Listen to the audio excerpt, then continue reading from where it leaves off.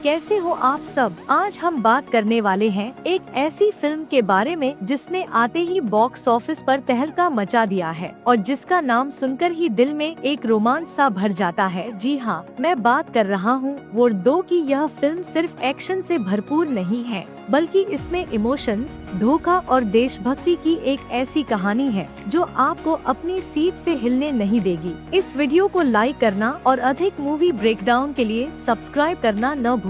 यह कहानी शुरू होती है एक ऐसे इंसान से जिसे हम सबने वॉर में देखा और पसंद किया है, कबीर, ऋतिक रोशन। कबीर एक ऐसा एजेंट है जिसकी काबिलियत पर कोई शक नहीं कर सकता। वो शांत दिमाग से काम करता है, उसकी हर चाल सोची समझी होती है और देश के लिए वो कुछ भी कर सकता है। फिल्म की शुरुआत में हम कबीर को जापान में एक बहुत ही मुश्किल मिशन पर देखते हैं। वहाँ कबीर एक बहुत बड़े गैंगस्टर का सफाया करता है जो कई सालों से लॉ एनफोर्समेंट की पकड़ से बाहर था। यह मिशन इतना खतरनाक था कि कोई और एजेंट शायद इसे हाथ भी नहीं लगाता, लेकिन कबीर ने इसे इतनी आसानी से अंजाम दिया कि उसकी चर्चा हर जगह होने लगी। इसी जीत के बाद कबीर के पास एक नया और अप्रत्याशित ऑफर आता है। एक बहुत ही खतरनाक और गुप्त संगठन जिसका नाम है काली कार्टेल उसे अपनी टीम में शामिल होने का ऑफर देता है। यह कार्टेल सिर्फ एक क्रिमिनल ऑर्गेनाइजेशन नहीं है, यह एक ग्लोबल ऑर्गेनाइजेशन है जिसके टेंटिकल्स कई देशों में फैले हुए हैं और खासकर भारत में। कबीर को यह ऑफर एक लुभावना लग सकता है, लेकिन वह जानता है कि इस तरह के ऑफर के पीछे कोई न कोई चाल जरूर होती है। कार्टेल के लोग कबीर को अपनी ताकत दिखाते हैं, उसे बताते हैं कि वह उनके साथ मिलकर कितना कुछ हासिल कर सकता है। लेकिन इस संगठन में शामिल होने के लिए कबीर को एक बहुत ही मुश्किल परीक्षा देनी पड़ती है। यह परीक्षा ऐसी थी जो कबीर को अंदर तक हिलाकर रख देती है। उसे कहा जाता है कि उसे अपने मेंटोर, अपने गुरु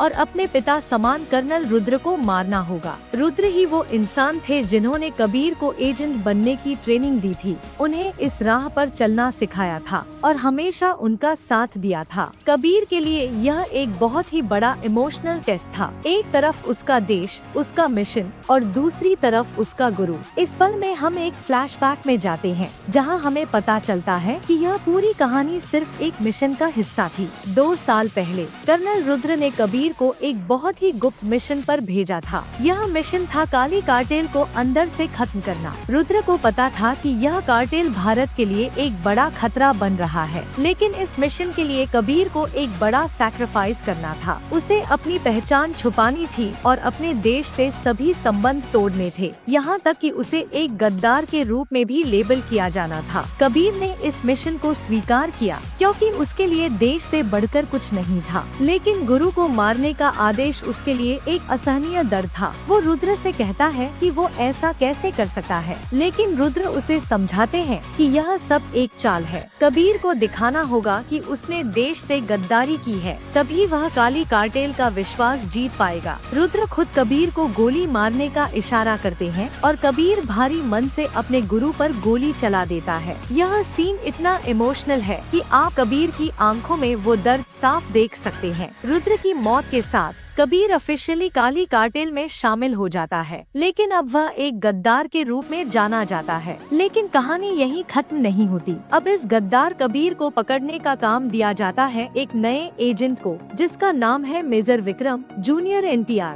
विक्रम एक नया चेहरा है, लेकिन उसकी काबिलियत किसी से कम नहीं है। वह बहुत ही खतरनाक और कुशल एजेंट है जो किसी भी मिशन को अकेले पूरा कर सकता है। विक्रम काव्या, जो कि रुद्र की बेटी है, के साथ मिलकर कबीर की तलाश शुरू करता है। काव्या के मन में कबीर के लिए गुस्सा है क्योंकि उसे लगता है कि कबीर ने उसके पिता को मारा है। विक्रम और काव्या कबीर का पीछा करते हुए स्पेन पहुंचते हैं। वहां एक हाई ऑक्टेन कार चेस होती है। कबीर अपनी बेटी को बचाने की कोशिश कर रहा होता है, जो कि उस समय उसकी सबसे बड़ी वीकनेस है। इसी चेस के दौरान विक्रम एक ऐसा काम करता है जो कबीर को चौंका देता है। वो कबीर की बेटी को बचाता है। इस पल में कबीर को एहसास होता है कि विक्रम शायद उनका दुश्मन नहीं है, बल्कि वह किसी और प्लान पर काम कर रहा है। कबीर विक्रम से कांटेक्ट करता है और उसे अपने असली मिशन के बारे में बताता है। वो दोनों मिलकर काली कार्टेल को खत्म करने का फैसला करते हैं। उनका अगला टारगेट एक राजनेता होता है, जिसे मारकर कार्टेल एक पपेट लीडर को सत्ता में लाना चाहता है। कबीर और विक्रम मिलकर इस मिशन को अंजाम देने का प्लान बनाते हैं, लेकिन कहानी में सबसे बड़ा ट्विस्ट तब आता है जब वो दोनों एक प्राइवेट जेट पर होते हैं। विक्रम कबीर को धोखा देता है, वह उस राजनेता के परिवार को मार देता है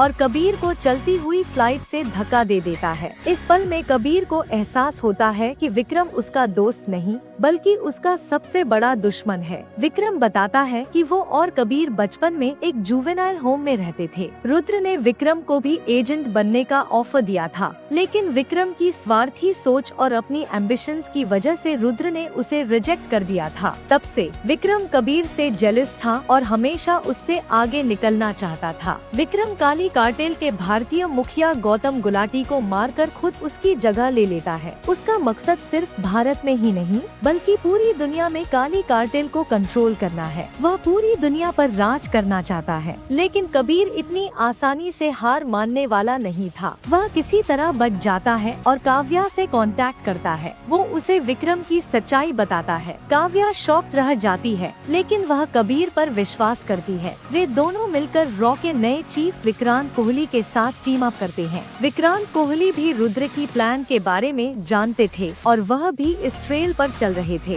फिल्म का क्लाइमेक्स बहुत ही इमोशनल और थ्रिलिंग है। कबीर, विक्रम, काव्या और विक्रांत मिलकर प्रधानमंत्री को विक्रम के हमले से बचाते हैं। इस दौरान कबीर और विक्रम के बीच एक फाइनल शोडाउन होता है। कबीर विक्रम को घायल कर देता है, लेकिन उसे मारता नहीं है। कबीर विक्रम को बताता है कि अब काली कार्टेल उसे खुद ढूंढ कर मारेगा, क्योंकि वह अपने मिशन में नाकाम हो गया है। कबीर उसे जिंदा छोड़ देता है ताकि वह अपने किए की सजा पा सके। फिल्म का अंत एक नए मिशन के साथ होता है। कबीर और विक्रम, जो अब दोस्त बन चुके हैं, मिलकर काली कार्टेल को अंदर से खत्म करने के लिए एक नए सफर पर निकल पड़ते हैं। वो कसम खाते हैं कि वो अपने देश को हर भ्रष्ट इंसान से बचाएंगे। और हाँ, फिल्म के एंड में एक पोस्ट क्रेडिट सीन भी है, जिसमें बॉबी देओल की अगली फिल्म अल्फा का हिंट मिलता है। तो दोस्तों, यह थी वॉर 2 की पूरी कहानी। यह फिल्म हमें सिखाती है कि दोस्ती और दुश्मनी की दीवार कभी भी टूट सकती है, लेकिन देशभक्ति की भावना हमेशा जिंदा रहती है।